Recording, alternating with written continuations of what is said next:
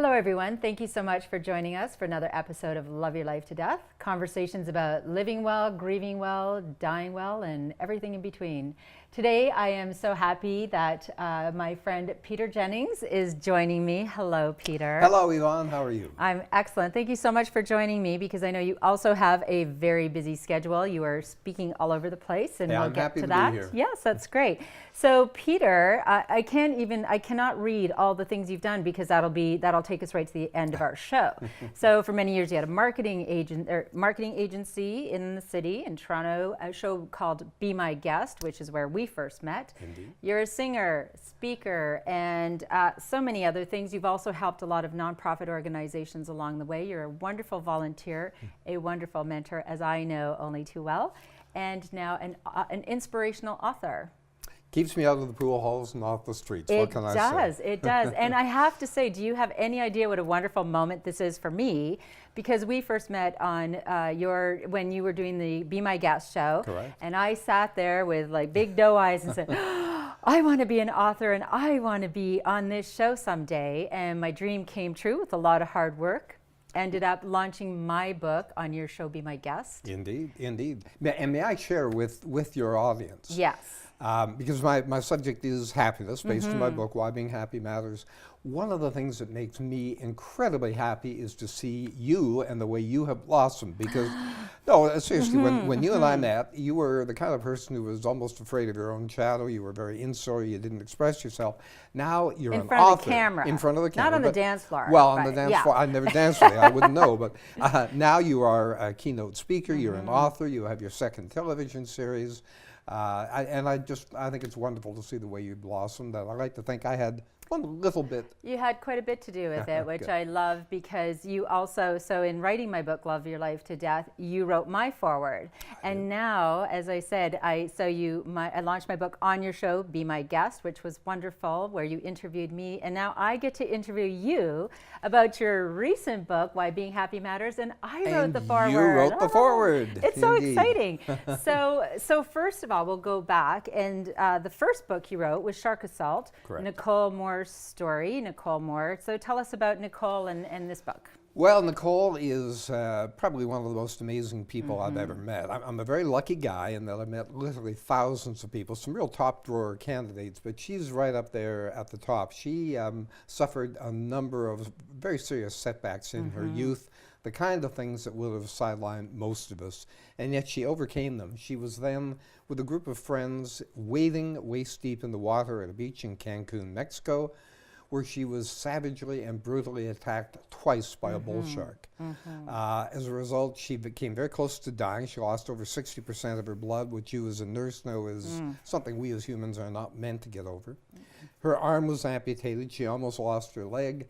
And yet today she is the most positive, happy, inspirational person I've ever met. And it was a thrill to write her story. Yeah, and that so book's doing very well, I must say. Oh, absolutely. It's in how many languages? Reader's Digest this past summer did a international excerpt of 4,000 words in 15 different languages around the world. Amazing. And good for, you for writing this incredible story. Good for Nicole. I had the pleasure of meeting Nicole, and she is every bit as inspirational as you say. And what a wonderful, wonderful story to share, inspiring people. Indeed. But you had started another book before you got sidelined and wrote Shark Assault. So tell us about that journey, which is this one. Yes, Why Being Happy Matters. Yes. And indeed Great it cover. does. You and I were talking the other day about happiness being maybe one of those, is there a danger of it being a little bit sort of psychobabble, mumbo-jumbo, easy kind of thing? Shouldn't we all just be happy? Why just be happy? Yeah, why not just be happy? Sure. Sadly, that's not the case, and that's what really provoked me to write this book, because my aim is to write books that inspire people and encourage them to have happier, better lives, just as you have done with Love Your Life to Death. I interviewed 37 people from around the world for this book, but 7 of these people were PhDs who are studying happiness. And that's when I realized, no, this is not psychobabble. No. This is a very serious thing. We are dealing in a world with increasing degrees of anxiety and stress, more so than the data has ever proven before. And whether you're sitting around worried about how Donald Trump is going to comport himself, or whether we won't go there. the European Union's going to fall apart with Brexit, or the impact of Syrians leaving their country and coming to other countries, or whether you're dealing with stress points a lot closer to home, we are being attacked by stress and anxiety. And there are ways to overcome that and get happiness back into our lives. Exactly. And indeed, that's one of the things I try to showcase in this book. So. Well, I took away so much from the book. I was, of course, honored to read the manuscript before the book even became the book. And there were just so many pieces that I took home. It's a phenomenal resource because with how many people you interviewed, there's something in there for everyone. There's a message for everyone. And I took all kinds of notes. There's something for parents, you know, like we're all stressed and we're so busy and we're a very consumer-driven society here in North America. And sadly, ranking in the happiness, we're not doing so well. Number one country in the world this year, 2016, do you know what it is? Denmark. Denmark. Last year it was Iceland. Okay. Canada, number 6, United States, 13, the United Kingdom, 23. And you have to ask yourself, why are we behind these little countries? And indeed, that's one of the things I explore in the book. To your point as well, Yvonne, at the end of the book, I have one key thing that I learned from each one of the 37 people, and I hope that acts as a resource. I also have what I call 10 happiness breakthroughs. Again, learning that I experienced going through this, talking to these people, and I just learned a ton, so I share that. There's also a segment, listen to this, you know, when you talk about happiness being mumbo jumbo and whatnot. Dr. Tel Ben-Shahar from Israel teaches the most popular course at Harvard. Now you think of all the courses Harvard has, his course on happiness is number 1. And he shared with me 7 life secrets that can make you happier.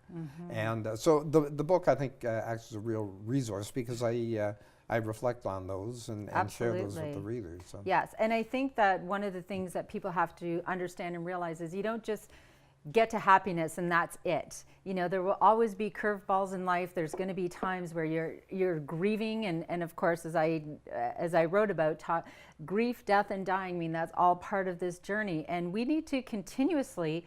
We need to work at being happy, filling our happiness bucket, because it isn't just you don't just attain happiness and you just stay there. Right. And that's okay, and you have to expect the down times, but keep working at it. I mean, I am a self-help junkie, and I'm not even afraid to admit it. And your book it's there for me truly, because again, the different resources, and I love Rocco Bellich you interviewed. So I think everyone should watch his documentary, Happy. Tell me about that documentary. Yeah, Rocco lives just south of San Francisco. He is an Academy Award nominated director.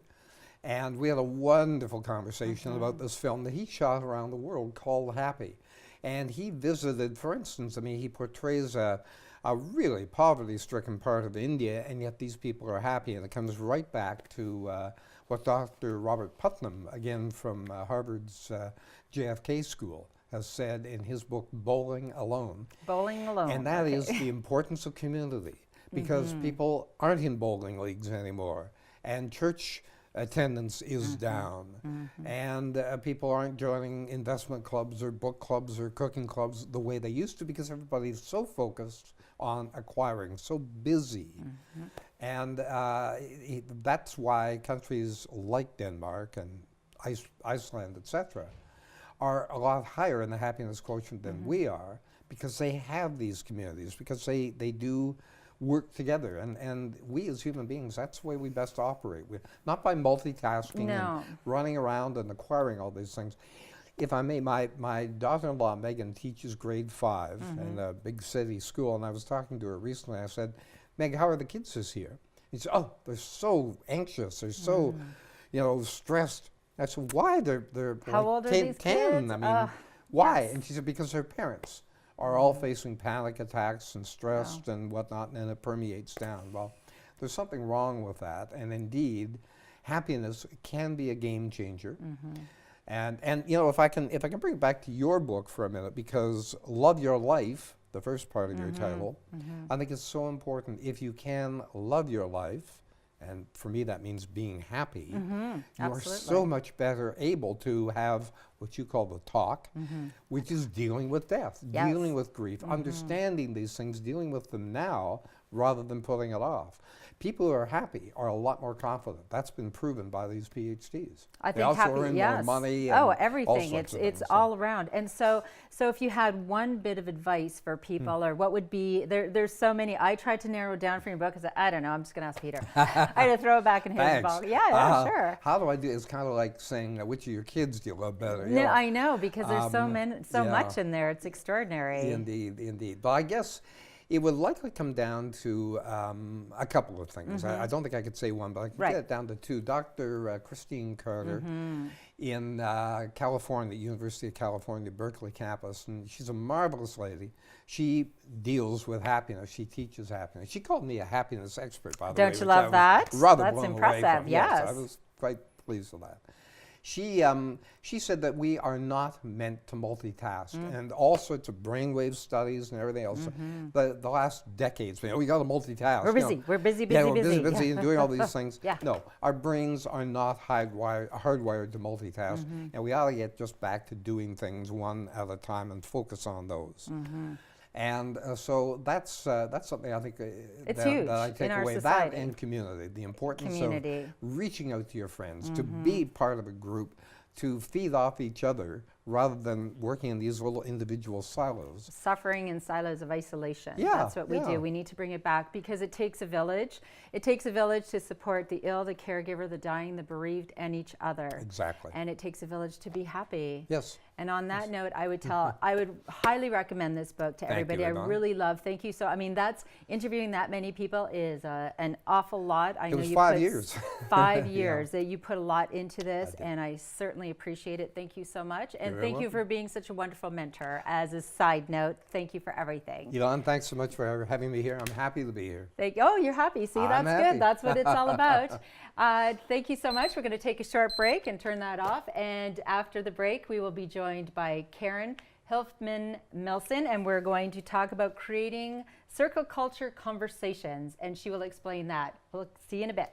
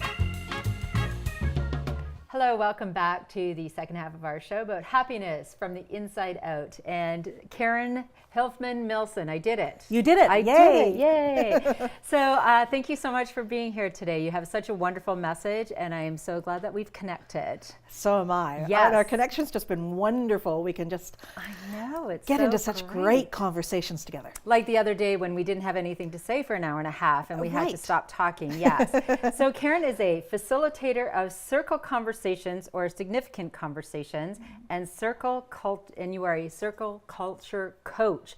Those are tongue twisters as well. You are also a life coach and an ordained minister. Right. So Yes. so welcome. And can you please tell us about this circle culture coach? What does that mean? What do you do? Well, why don't I share with you what my core concept is the work that I do, because my work's developed over 25 years. Okay. No, actually over 30 years. And it began with, first off, experiencing a sense of living behind a mask myself and being very separated from other people. And the mask was created to a certain extent in reflecting on it because of fear of judgment, fear of rejection. And so I created a mask to appear the way that we think we should show up. And I started to feel very disconnected from myself. So that happened in my late teens. Then when I was preparing for ministry in my late 20s, I was given a diagram that just made so much sense, and it's actually the basis of how do we go about creating a culture in which we can have significant and meaningful conversations. That diagram is made up of three circles. Right. And it was a spiritual director who gave this to me. And what she talked about was there's a center circle, and that center circle is our true essence. That's the part of us that's eternal. That's the part of us that is our higher consciousness, our higher self. Within the church, we talk about that's the place where we connect to the divine. Right. And we all are born with that core place within us of incredible connection to the power of love. What happens, though, when we go through life is we start to cover over that circle with a second circle that even gets larger. And that second circle is filled with external expectations. It's a place where we carry fear and blame. It's a place where we carry guilt. And in the journey of life, she suggested, and I would confirm from my experience, we often live our lives out of that second circle, the place of external expectations, the place of fear. And she was saying what the spiritual journey of life is to get out of that second circle and get back into that inner circle, into that core place where love resides. Because we think that all of this outer circle is where we're going to find happiness, actually is getting back to being happy. Right. And it's so interesting how it doesn't matter, that's where you accumulate, worldly goods and try to be everything to everybody and those expectations. And there's just always something missing or lacking. That's right. I Because it's so felt surface. that. Yes. Yes. It has nothing to do with being your authentic self. That's right. And there just isn't happiness unless you can find happiness in that circle, I'm assuming, if you're still connected to your core self and realizing you have value and being your authentic self. That's right. Right. That's right. Yes. So my work of circle culture begins with the invitation for people to reconnect to their authentic self, which we do through meditation and in visualization and lots of conversation. Right. As the years went on, I expanded the diagram she gave me of the three circles. The most outer circle is life that swirls around us. And sometimes we even get more caught in that circle than we do into our core circle. But I expanded the diagram to be a whole lot of those three little circles, all sort of sitting in a circle together, and realized that for significant conversations to happen and for personal growth to happen, what we need to try to do is be as connected to our own authentic self as we can and connect to other people in their authentic self. Right. And even if the other person isn't aware of their true essence, we can still relate to them by seeing that love within them, seeing that light within them. And when we do that, we're creating relationships that really do matter. And it moves us out of that place of loneliness that's become an epidemic in our culture. It really has, and I mentioned that in another episode. We suffer in silos of isolation, and we don't make room for meaningful conversation and meaningful connection. Even because we don't gather we gather to watch hockey, we gather to go to our kids' game, but to just sit and be because we're too busy. Right? And we're suffering because of it. What would you say would be the cost of not making this connection and meaningful conversations? Well, I think we do end up living behind those masks that are filled with fear. I think we do experience incredible loneliness. And one of the greatest sadnesses of me when we don't connect is that the gift of who we are isn't shared with the world. Exactly. So we need to be creating spaces that are safe to show up as our true self. We need to be creating spaces where we can be with each other in both our joys and in our sorrows. sorrows and our struggles, need to be vulnerable enough in a safe enough place that we can be vulnerable about what we struggle with so that we can grow, move beyond those things and claim the gift of who we are. But when we can be together in community where we truly are sharing our wisdom that's inside of us, and like us the other day sitting at the table together, oh yes, and yes, this is, yes, so yes. excited to talk. Because when one person might just have a piece of the puzzle, but when we have conversations, we discover that there's actually a full picture, and there's actually stories that confirm the power of being connected to each other. And then we are creating a space where creative future possibilities begin to emerge.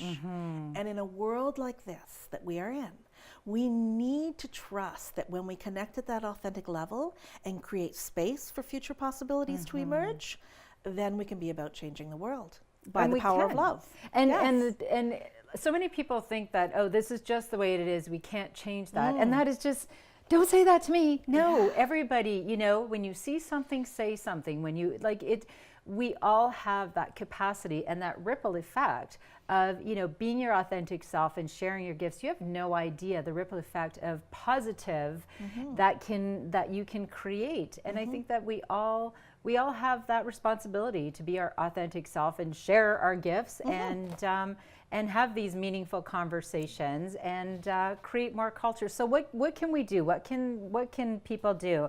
I'm looking at this and I'm realizing, I was going to read this. Yeah, right. I need my glasses. We just get into good conversation. We do. So shall I read? So when you talk about the 3 keys to authentic connection? The 3 keys. So connect to the energy of love and authenticity at your core.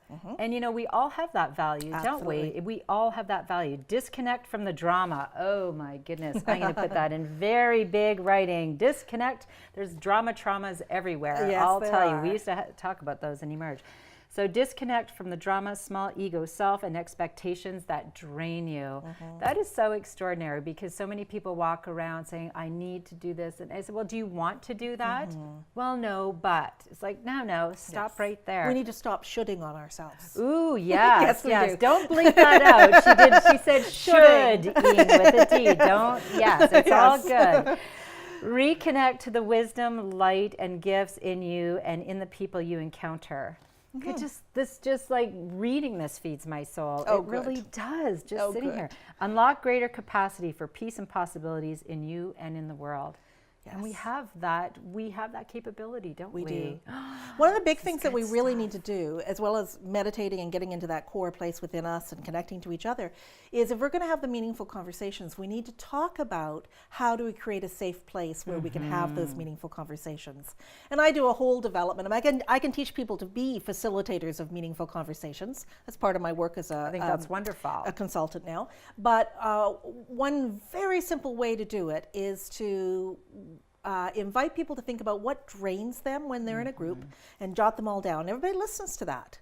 And you know what? You don't even have an agreement we're not going to do that. By everybody hearing it, people just stop doing it. So I once said to a group of teenagers, it drives me nuts when people chomp gum. Oh, God. But we didn't make that part of our agreement that we wouldn't chomp gum. But every time they came into the circle, they got rid of their gum. Yes, glad I spit my gum out. Yes. So the other thing is that what's life-giving to you when you're in a group? What makes it, rather than draining your energy, what's life-giving to you? And if you name all those things, it's amazing. That's a very simple way of entering into agreement about how we're going to be in conversations that matter. Oh, it's so amazing.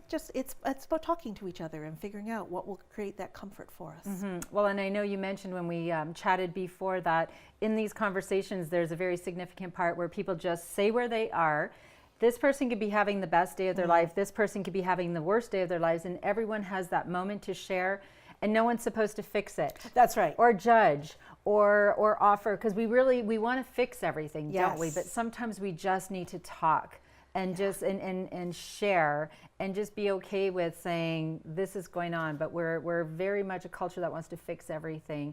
Sometimes just speaking about it is fixing it enough, and you can find your own answers. So we just need to hold the space. We just need to hold the space. And not try to fix people. People have the wisdom within themselves. They really do. Karen, we have so much to talk about and so little time. Okay. So what is the most significant? I know that you have a website and you help people to you're a coach, and what can people do to learn about having meaningful conversations and creating that change? So yeah, I will do coaching. I will come to communities and teach people about doing that. One of the biggest things that I do these days that I'm really seeing have a significant impact is I'm doing a series of 4 circles within congregations, businesses, or nonprofits. And they begin with listening circles. And in the listening circles, we journal so that we have our own ideas and our own wisdom first before we start to get into group speak, which will silence some of our wisdom. And I have seen communities be revitalized, getting beyond whatever their issues are, and moving forward with a common vision in a way that's incredible. Yes, and one lady who attended one of your circle cultures said the clutter that was in my brain was gone, right? Isn't that just like, oh, there was so much clutter, and she was just able to step back. And so we need to pause, and they can also go to your website and get information about this. And contact me. Yes, and then just have a chat. And I love the work that you do, because again, in our society where we're so disconnected and we're so busy all the time, we kind of miss how significant and important connection and meaningful conversations, and truly it can lead to the path to healing. You know, whatever issues we're dealing with, if we can just sit in meaningful conversation and connect to our authentic self. Yes, our true essence. Our true essence. We can. I just feel like, oh, I'm just so excited, and I thank you so much. We'll definitely put your website up, and keep doing what you're doing. You are quite fabulous. And yes, like I said, it's just too bad we can never find anything to talk about. I'm going to find out more about this circle culture, and I would like to bring that home to my community as well. Yes, so we will be chatting again. I have no doubt. This has been fabulous. Thank you so much. That's another episode of Love Your Life to Death. Thank you so much for joining us. And remember to plan your life, plan your death, and then just love your life to death.